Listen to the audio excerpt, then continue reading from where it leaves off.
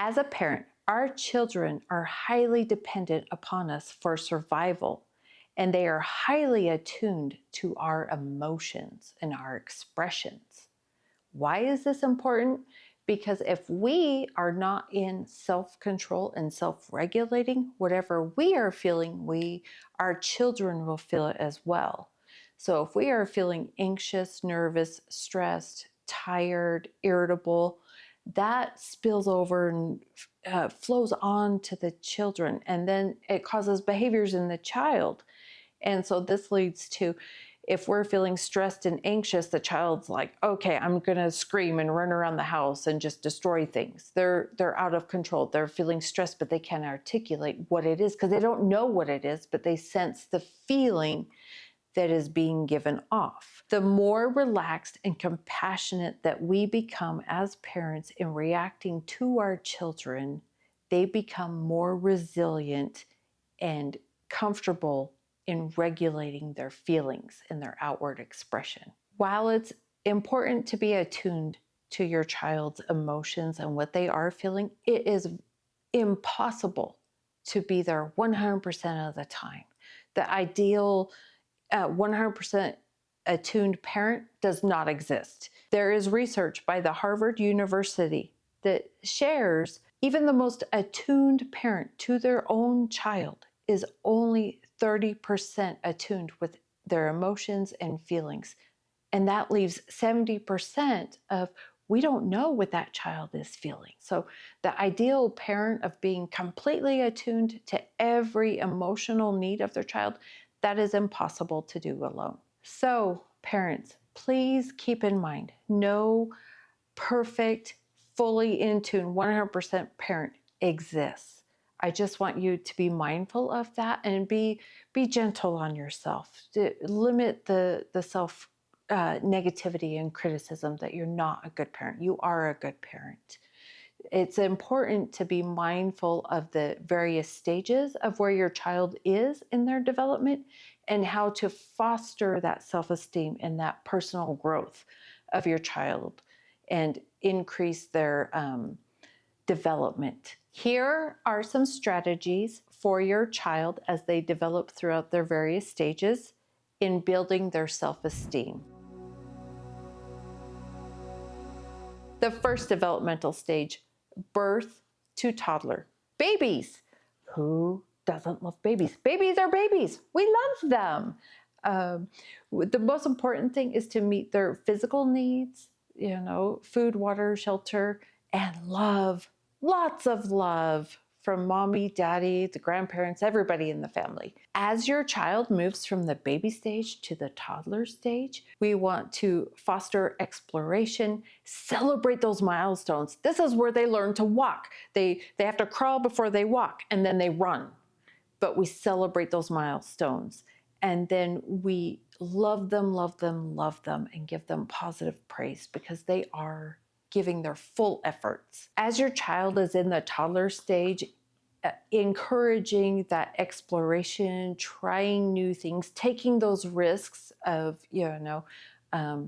moving from, let's say, wooden blocks to Legos, because now you have to actually squeeze them together, squish them together to build something. That encourages and fosters that self-esteem, that self-confidence. And they become like, oh, if it falls apart, oh, it's okay, let's try again. That repetitiousness of continuously trying and improving upon the new skill set. So this establishes that confidence, that self-esteem, and they feel proud. As your little one moves from the toddler stage to the preschool stage, there is a huge milestone of growth. This is where they want to be independent and they want to have their own form of creative expression, and they want to do things that older people might want to do. They are learning lots of things. And so if you're used to showing them how to color or to write their name, they may all of a sudden be like, no, I want to do it. I want to. So you're going to hear a lot of that I. And if you tell them, well, we need to make the bed, but they choose to make the bed a different way, it's their form of creative expression. They're searching for their own independence. And so we do need to set that realistic expectation and be kind with it and be like, did they do their best? Did they do okay? And praise them for it. This fosters that love, that confidence, the self-esteem, and that sense of self-love, that they did a good job, and it empowers them to continually grow their self-esteem. As your child moves from the preschool age up to the school age, the elementary age, this is where they progress in their social skills and their peer pressure. And so is very, very social. And so the instruction from the parents in how to handle those social situations and how they self-identify is huge. And so this is where, as a parent, we need to be careful about words we may choose, because they could have a negative connotation. So pausing before we speak and saying, hey, did you ask them the question before you respond? Did you do your best? Did you try hard? Did you follow the instructions? And see how the child responds, and thus giving yourself just a second to formulate a healthy response. And this, by doing this, this allows you time to give that positive praise, that support, and then, and then you're able to ask them, what can we do better? This empowers the child to problem solve, allowing them to grow in that repetition of practicing and trying. And it builds their self-esteem, their self-confidence, and their resiliency. As your child moves from the elementary school age, development stage, into the preteen era, this is also known as the tween era. And this typically is between like 9.5 till about 12.5-ish, somewhere in there, kind of in that category.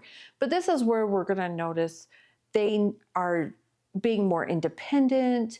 They are exploring risk-taking, what is healthy risk-taking, what is not, and then also their social skills. This is where they're going to push the boundaries. They're going to test you. And so how we respond as parents is of high importance. With your tween or preteen, the thing not to do is to shut them down and not validate their feelings.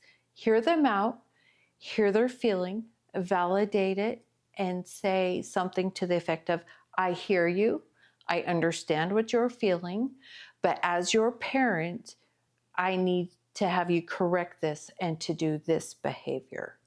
And this is more acceptable and the more responsible thing to choose. And so being a parent is difficult, but standing that boundary and giving that healthy boundary to the child, like, I hear you, I validate you, I hear what you're saying, but I still need you to do this. You earn that respect and that trust, and they will be more flexible in hearing you and abiding by those rules. It can also be helpful to give your child the why or the reason, the explanation as to why you need this to be done. Telling them the phrase, because I told you so, or because I said so, it is devaluing, it is not validating them, it's not hearing them, it's just disregarding them and their feelings and what they're trying to convey. I have another video on that, on because I said so. You can check that out later. But for now, what I'm trying to convey is to validate your tween's feelings, hear them out, give proper, positive, constructive feedback, and to make sure that they know and feel that you do love them, even though they are being corrected at this time.